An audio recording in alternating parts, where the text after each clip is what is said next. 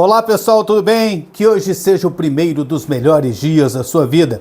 Se inscreva no canal, ative as notificações e participe aí nos comentários dos assuntos que nós vamos abordar por aqui. Primeiramente, Copa São Paulo de Juniores. O Goiás está eliminado, o Atlético classificado e o Vila Nova ainda está na briga. O Atlético ganhou do Guarani, 2 jogos, 2 vitórias e agora, no último jogo da chave, precisa apenas confirmar a primeira posição no grupo. Tá de parabéns o Atlético. Vila Nova perdeu um jogo que estava jogando bem contra a equipe da Ponte Preta, tomou um gol no segundo tempo e aí tem que vencer o Tanabi na última rodada. O Vila Nova ainda tem chances. Goiás, sem dúvida é o mais polêmico.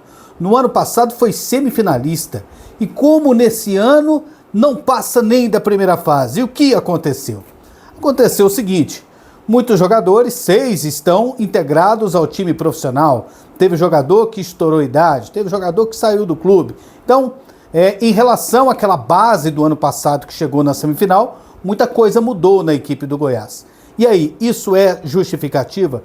Para mim é justificativa, principalmente dentro do grupo que o Goiás enfrentou.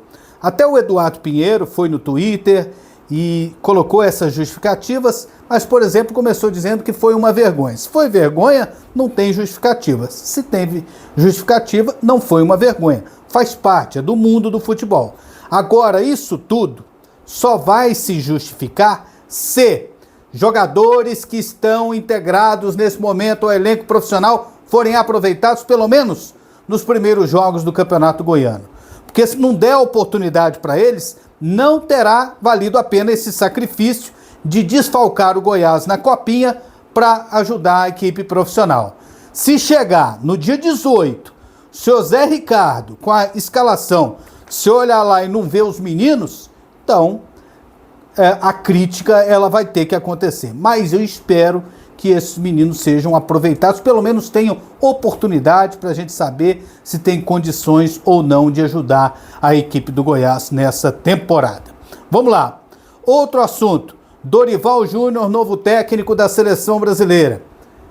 O Edinaldo Rodrigues, presidente da CBF, já voltou metendo o pé na porta.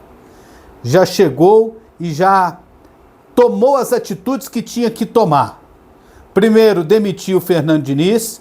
Ele foi contratado só por um ano, acumulando função na equipe do Fluminense. Era para esperar o Ancelotti. O Ancelotti não vem mais. Então, não faz sentido o Fernando Diniz.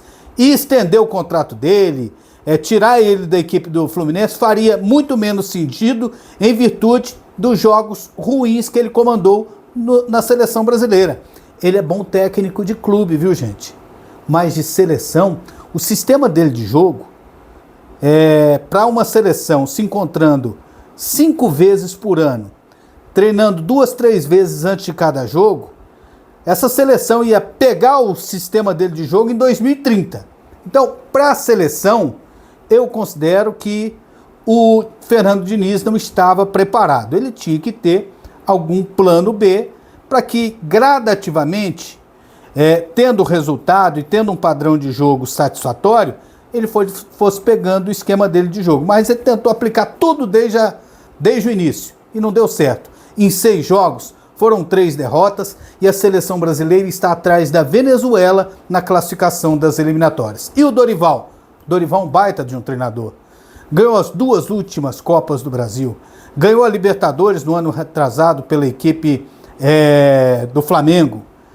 Já tem trabalhos destacados em toda a carreira, um cara experiente, conhecedor do futebol brasileiro, muito respeitado entre os jogadores, um esquema de jogo mais simples, uma forma didática que os jogadores vão assimilar com mais facilidade. Eu acredito que vai dar certo.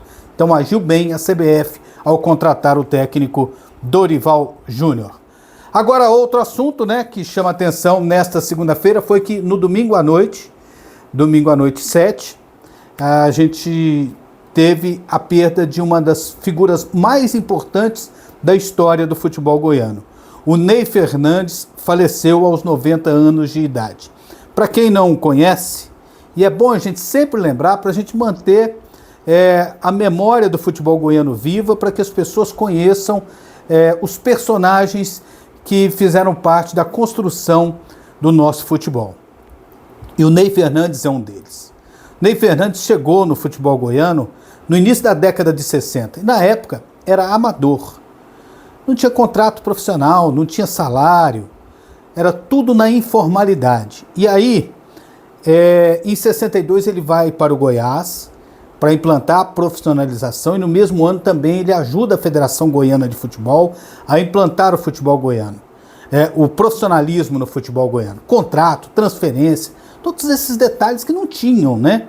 Então, ali começa uma nova era para o futebol do estado de Goiás. Aí ele foi treinador do Goiás, foi treinador do Vila Nova, campeão goiano de 63, do Goiânia, campeão de 68, passagens destacadas pela equipe do Atlético, treinou outros times do estado, tinham outros em Goiânia, né, como o Riachuelo, o Campineira, e também trabalhou em times de futebol do interior. Foi comentarista esportivo, trabalhou em rádios, trabalhou em TV, então ele tem uma folha de serviços prestados muito importante para o futebol. Então, que descanse em paz o Ney Fernandes e os nossos sentimentos aos familiares e amigos. É isso aí, pessoal. Se inscreva no nosso canal, participe nos comentários e nos dê sugestões aí para a gente abordar aqui no canal do André Isaac. Valeu, galera!